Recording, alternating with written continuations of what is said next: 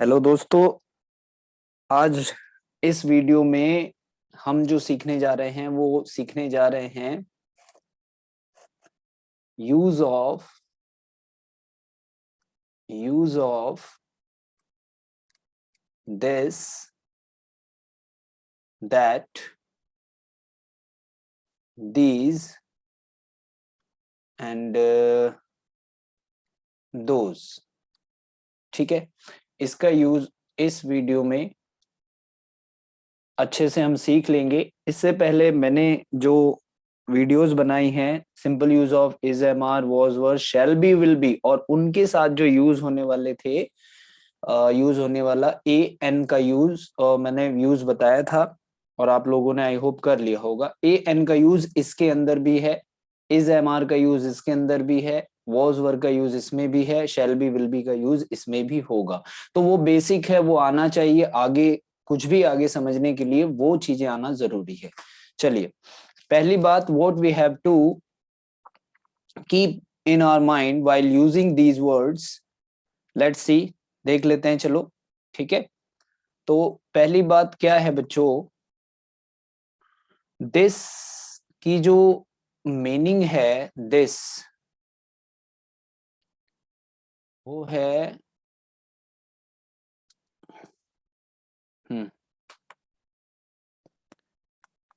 This की meaning है यह,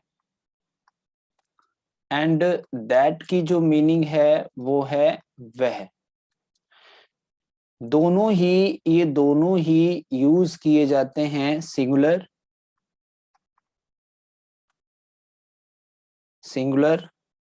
नाउन के लिए।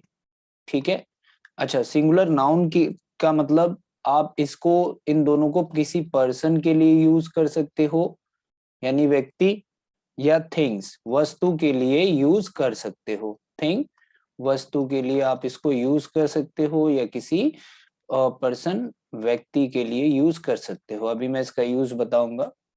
ठीक है, एंड नेक्स्ट में देखें, दीज और दोज। दीज का मीनिंग होता है ये, और दोज का होता है वो या वे। ठीक है, देखें अगर तो इसको प्लूरल के लिए यूज किया जाता है, प्लूरल नाउन में वही सेम चीज है, यानी कि पर्सन और और थिंग्स, यानी कि ढेर सारी वस्तुओं के लिए, मतलब कि प्लूरल नाउन दिस और दैट के बाद हमें सिंगुलर नाउन का यूज करना है, सिंगुलर हेल्पिंग वर्ब का यूज करना है, उसके बाद सिंगुलर नाउन, और दीज और दोज के साथ जो है वो प्लूरल नाउन का यूज होगा। PN means plural noun. ठीक है, यहां तक तो क्लियर हो गया होगा आपको। आगे थोड़ा चलें अगर, तो ये तो एक चीज हो गई इसकी। नेक्स्ट लेते हैं, तो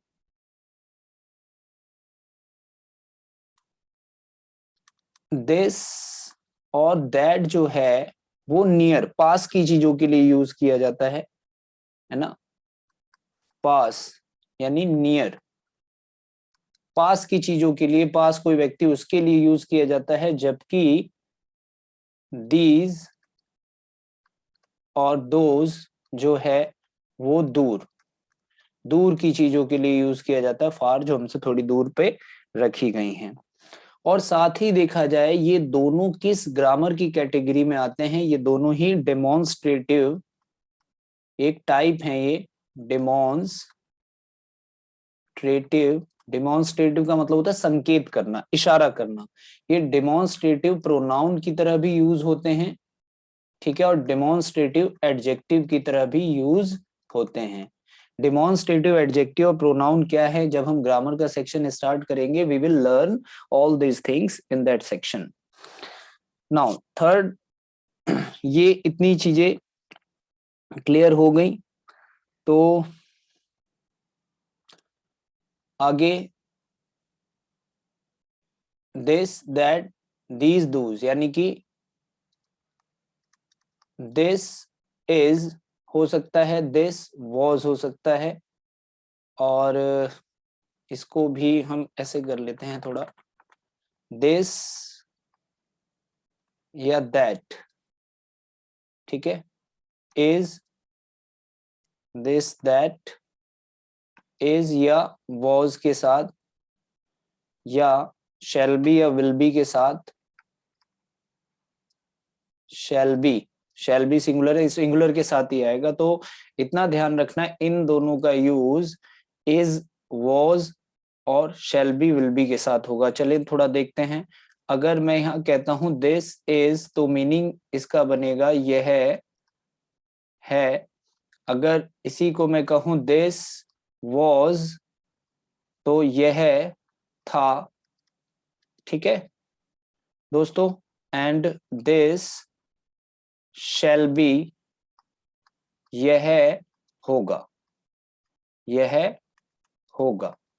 इस तरीके से बन जाएगा। अब इस दिस की जगह आई हैव टू प्लेस, मुझे रखना है, अगर सिर्फ दैट, अगर मैं दैट का यूज करूं, दैट इज, तो बन जाएगा वह है, दैट वॉज, वह था, और that shall be, that shall be, वह होगा, वह होगा, ठीक है दोस्तों।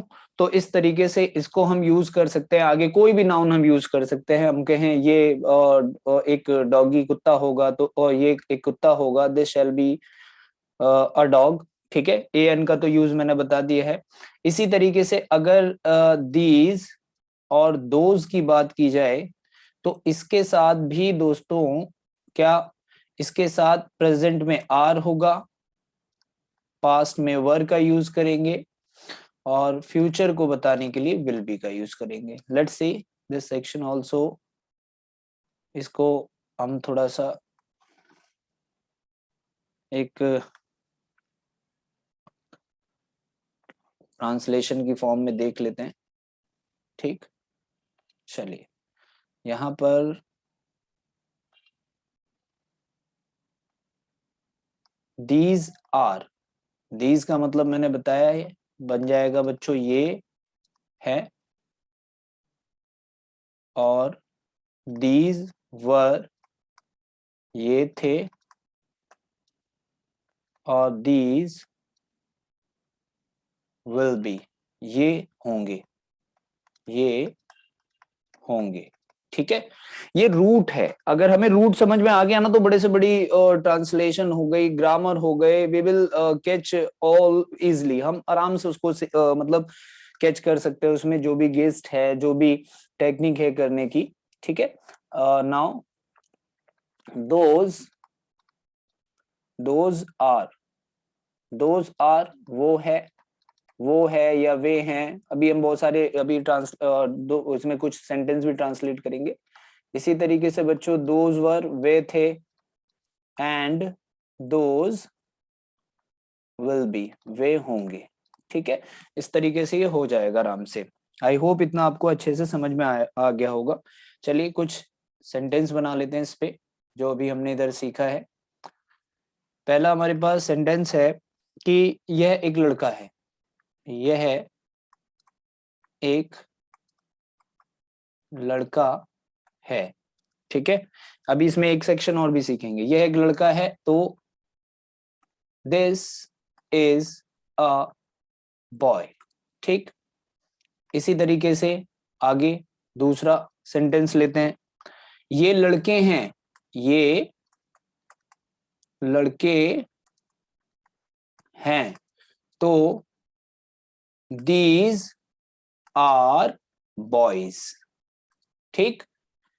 इसी तरीके से इसी सेंटेंस को मैं इस तरीके से बना लूं, वह एक बच्चा है, ठीक है, तो दैट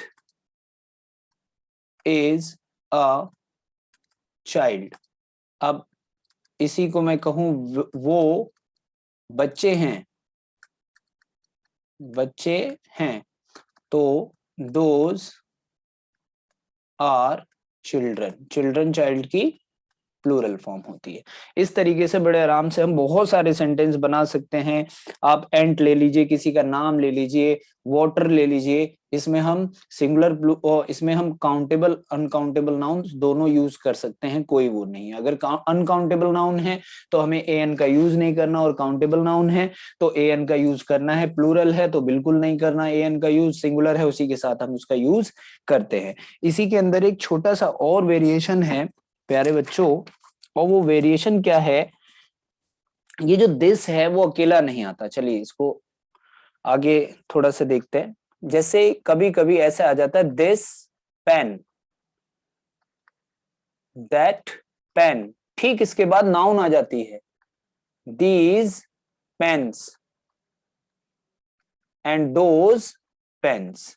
तो यहां पर भी वही एप्लीकेबल है। अगर दिस पेन है तो इसका मतलब है यह कलम, दैट पेन है तो वह कलम आराम से बन जाएगा, और दीज पेन है तो ये कलमें,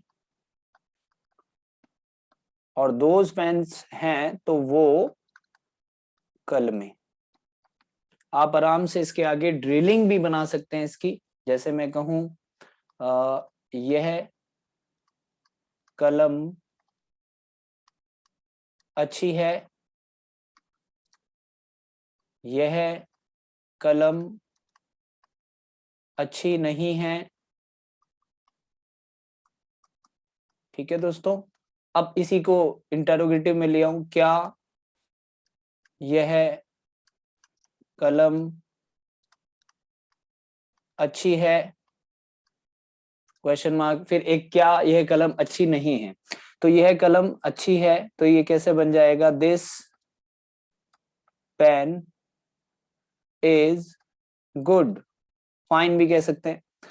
फिर this pen is not good, क्या ये कलम अच्छी है, तो इज दिस पेन गुड। अब यहाँ पे वॉज भी आ सकता है,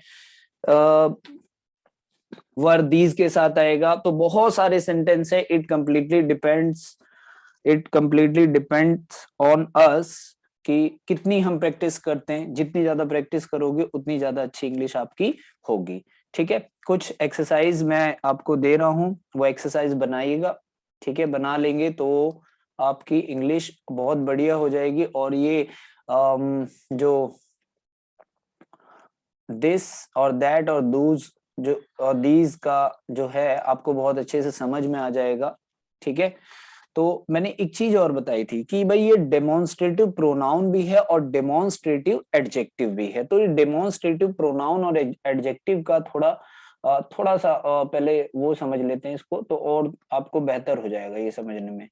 ठीक है, डेमोन्स्ट्रेटिव प्रोनाउन कब है, ये डेमोन्स्ट्रेटिव प्रोनाउन, डिमॉन्स्ट्रेटिव प्रोनाउन तब है ये जब ये बनता है दिस के बाद या दैट के बाद या दीज या दोज के बाद। ये डायरेक्टली क्या आती है, helping verb. Helping verb HV helping verb का मींस इज या आर आता है, या वॉज या वर आता है, शैल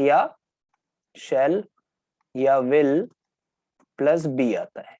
ठीक है, जैसे मैंने कहा this is a pen, this is a pen, तो यहां पे जो ये दिस है ये डेमोन्स्ट्रेटिव प्रोनाउन है। अब ये डेमोन्स्ट्रेटिव एडजेक्टिव कैसे बनेगा, ये डेमोन्स्ट्रेटिव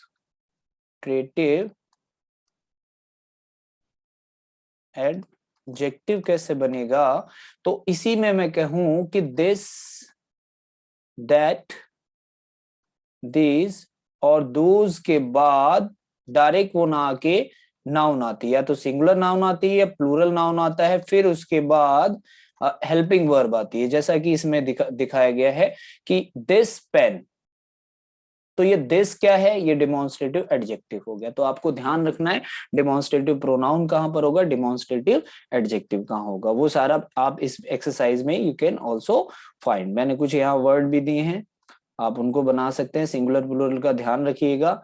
ए एन का यूज का ध्यान रखिएगा। There should not be any problem to translate it. चालाक को क्लेवर बोलते हैं, ठीक है, चालाक को क्लेवर, और अच्छे को गुड, सुंदर को ब्यूटीफुल, भूखे को हंग्री, और नेक को जेंटल वर्चुअस भी बोलते हैं, कमजोर को वीक, और तेज को इंटेलिजेंट। इस टाइप के सेंटेंस ज्यादातर आप अपनी तरफ से बनाइएगा, बेहतर हो जाएंगे। ये टाइप 1 तो ये है, और ये टाइप 2 है। टाइप 2 यानी कि ये एडजेक्टिव, डिमॉन्स्ट्रेटिव एडजेक्टिव वाले हैं, ये डिमॉन्स्ट्रेटिव प्रोनाउन वाले।